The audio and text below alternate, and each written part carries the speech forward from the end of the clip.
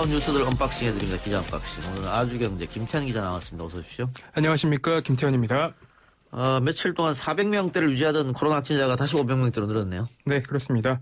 중앙방역대책본부는 이날 0시 기준으로 신규 확진자가 511명 늘어 누적 35,163명이라고 밝혔습니다. 최근 일주일간 상황만 보면 하루 평균 498.4명꼴로 발생을 한 건데요.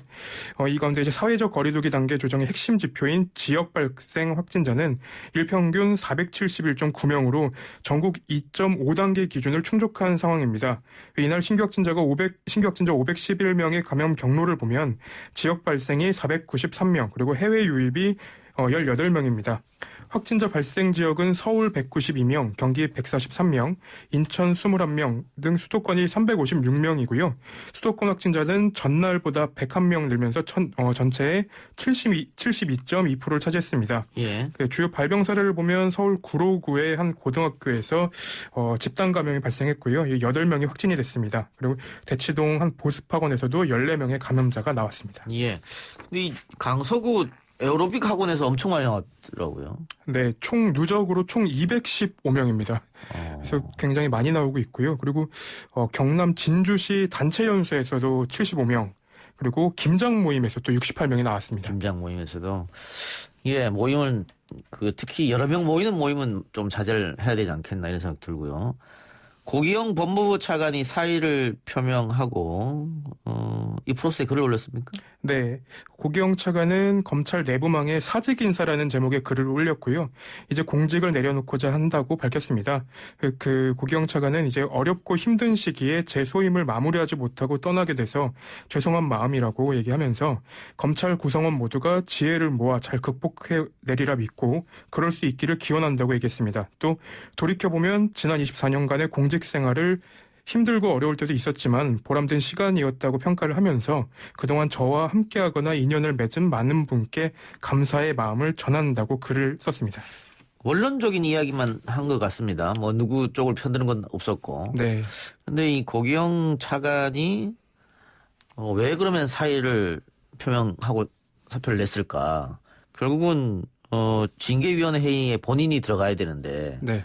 거기서 강한 징계가 나온다면 이 조직에서 평생 나는 배신자로 찍히지 않겠느냐 그런 생각도 할 수 있을 것 같아요. 그렇죠. 일각에서는 이제 검찰총장을 어떤 징계까지 몰아간 사람으로 찍힐 가능성이 있어서 그 부담을 좀 덜어내고자 사의를 표했다 이런 얘기들도 나오고 있습니다. 뭐 부담은 되는 건 어쩌죠. 그렇죠. 예. 또 동기고 하고 윤석열 총장하고. 네, 그렇습니다. 예. 알겠습니다. 신임 법무부 차관은 내정됐습니다. 네, 이제 방금 말씀 주신 것처럼 고기영 법무부 차관이 윤석열 검찰총장에 대한 이제 징계 반발의 사의를 표명한 이후에 판사 출신 이용구 전 법무부 실장이 새 법무부 차관으로 내정이 됐습니다. 이용구 법무부 차관의 임기는 징계일을 하루 앞둔, 그러니까 내일부터 시작이 됩니다. 이용구 신임 차관은 자꾸 입에 이름이 걸리네요.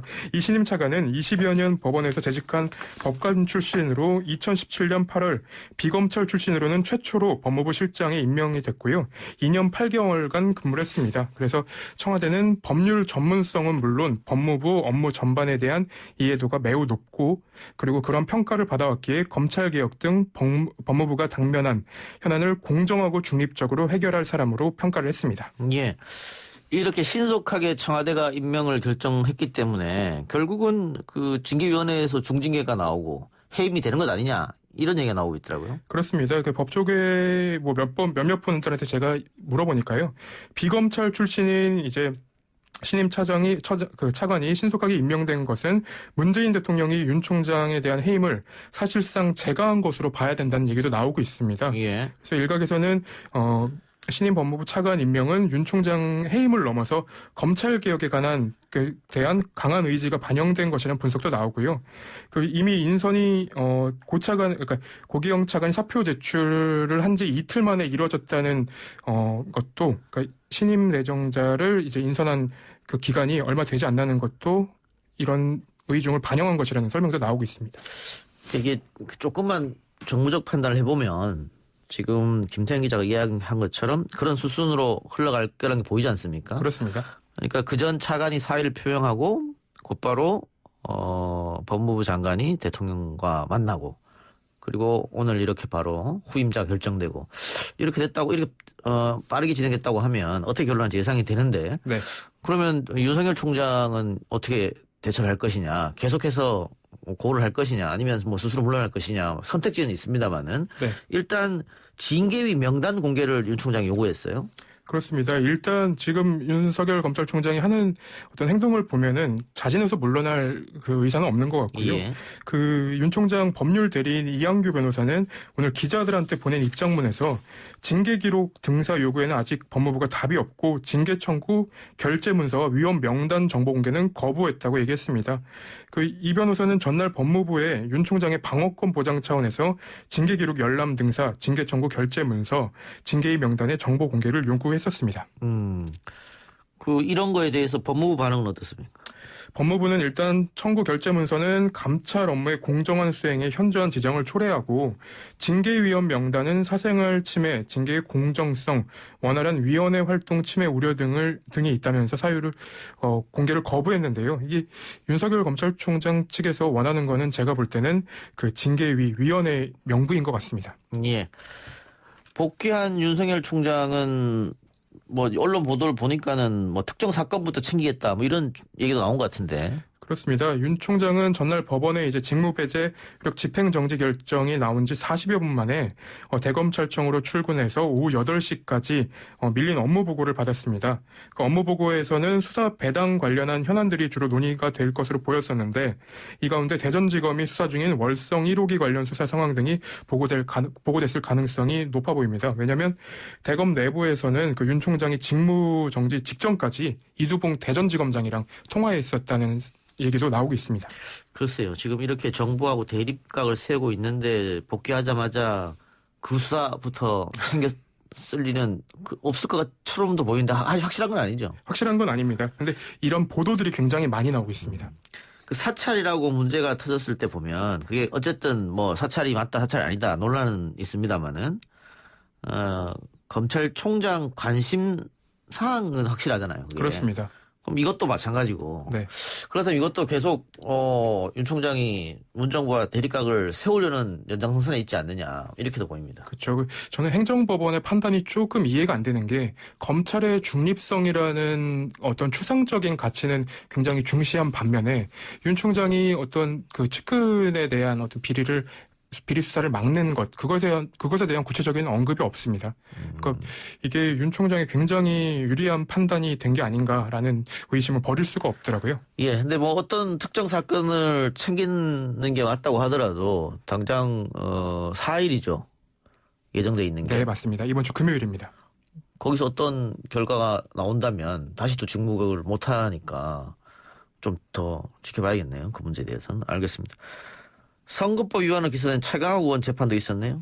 네, 오늘 오전에 공직선거법 위반 혐의로 기소된 최강욱 의원에 대한 두 번째 공판 준비 기일이 열렸습니다. 예. 네, 오늘 나온 내용들을 보면은 조금 재미있는 내용들이 있는데요. 그 최 의원 측 변호인은 검찰개혁을 주장하고 최강욱 의원이 검찰개혁을 주장하고 의정 활동을 통해 검찰개혁을 실현하고자 해서 기소된 것이라고 주장을 했습니다. 예. 그래서 불이익 조치를 통해 입막음을 하려는 것 같다. 이 기소 자체가 편파적이고 위법적이기 때문에 증거 조사에 들어갈 필요도 없이 공소를 기각해달라고 얘기를 했습니다. 예. 근데 이렇게 얘기가 나온 이유는 검찰이 이제 최 의원이 2017년 조국 전 법무부 장관 아들 조모 씨에게 변호사 사무실 인턴십 경력 확인서를 허위로 작성해 줬으면서 조 전 장관 아들이 실제로 인턴 활동을 한 것을 확인하고 확인서를 발급했다는 취지로 팟캐스트에서 자기 얘기를 한 걸 가지고 이제 허위 사실 유포라고 주장을 하고 있습니다. 예. 이 재판은 아직까지 진행 중이고요. 이게 허위 사실인지 진실인지는 아직 가려봐야 될 건데 기소가 좀 성급하지 않았나라는 예. 생각을 해봅니다. 그러니까 검찰에서는 조국 전 법무장관 아들의 변호사 사무실 인턴십 경력을 네. 최강욱 대표가 허위로 작성했다라고 이야기한 거고 네. 최강욱 대표는 그렇지 않다라고 계속 얘기가 나왔던 거지 않습니까? 그렇습니다. 그러다가 선거 국면에 들어가서 팟캐스트에 출연해서 그게 사실입니까? 진행자가 모르니까 그렇지 않다. 나는 그 죄를 진 적 없다. 이렇게 얘기했는데 네. 그걸 허위사실 유포로 기소를 했다니까 네. 이거는 좀 법률적으로 문제가 있지 않느냐. 그래서 담당 검사들도 이거는 기소가 무리가 있다고 했는데 기소 바로 직전에 검찰총장의 지시로 기소가 됐다. 또 이런 얘기도 있었죠. 그렇습니다. 그래서 편파적인 기소라는 얘기는 변호인도 주장을 하고 있고요. 기소가 될 당시에도 여러 법조계 인사들의 입에서도 나온 바 있습니다. 그러니까 본인이 확인서를 허위로 작성해주지 않았다고 계속 주장했는데 방송에 나가서 사실은 제가 허위로 작성했습니다. 선거 앞두고 그럴 수는 없는 것인데. 그렇습니다. 그리고 실제로 허위 문서가 아니라 권한이 있습니다. 최강욱 의원 같은 경우에는 그 로펌의 대표였고요. 예. 권한이 있는 사람이었기 때문에 발급해줬다는 것 자체는 문제가 없는데. 문제가 안 될 수가 네. 있죠. 예. 근데 그걸 가지고 지금 재판을 하고 있는 예. 겁니다. 그래서 당시 검찰에서는 뭐 권한이 있는 사람이 권한을 해서 한 거는 문제가 없다고 판단했겠지만 네. 뭐 직원들한테 물어보니까 한 번도 본 적이 없다더라 아들을 뭐 이런 얘기도 했고 네. 그런데 그 인턴 확인서라는 게 뭐 꼭 사무실에 와야 되는 건 아니니까 그렇죠. 그런 게 따져볼 만한 상황인데 왜 그때 검찰이 기소를 했을까? 그래서 변호사분들한테 여기저기 물어보고 다녀도 변호사님들이 이제 필요한 어떤 자료를 수집하거나 아니면 시키고 싶은 일을 시키고 인턴 확인서를 발급해주는 경우도 왕왕 있었기 때문에 뭐가 문제가 되는지 잘 모르겠다는 의견들도 나왔었습니다. 알겠습니다. 한편 국민의힘 의원이죠. 조수진 의원 네. 재산 축소 신고 혐의를 받고 있는데 조수진 의원도 오늘 첫 재판을 받았네요. 오늘이 공판 기일이었는데. 네. 근데 예. 오늘 조수진 의원이 재판 받고 나오면서 좀 재밌는 얘기를 했는데요. 예.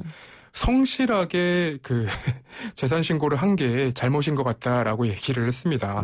근데 11억을 누락했기 때문에 그런 주장은 조금 맞지 않는 것 같아서. 그러니까 선거 전에는 18억 5천만 원의 재산이 있다고 신고를 했는데 네. 선거 끝나고 국회의원이 된 후에 다시 공직자 재산 신고를 해야 되는데 그때는 30억을 신고했단 말이죠. 그렇습니다. 그러니까 11억이 갑자기 늘었어요. 그것도 현금성 자산인데. 네.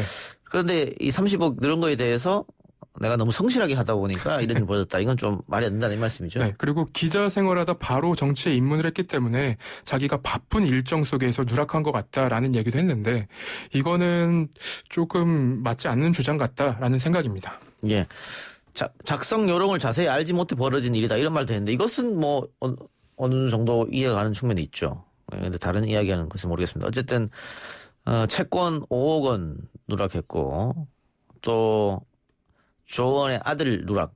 네. 우리가 직계 전서건으로 신고하게끔 돼 있는데 하지 않았던 거. 또 금융자산을 빠뜨린 것들 이런 부분이 문제가 됐다.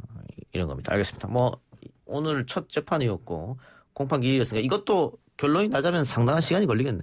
다음 재판이 이제 12월 23일입니다. 예. 그래서 그 재판에서 어떤 내용이 나올지도 저희가 취재해서 또 라디오에 예. 밝혀드리겠습니다. 최강욱 의원 재판은 그럼 어느 정도 있으면 결정이 날까요?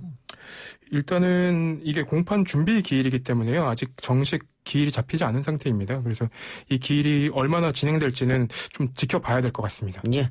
알겠습니다. 오늘 기자 언박싱은 이 정도로 마무리하죠. 지금까지 아주경제 김태현 기자였습니다. 수고했습니다. 감사합니다.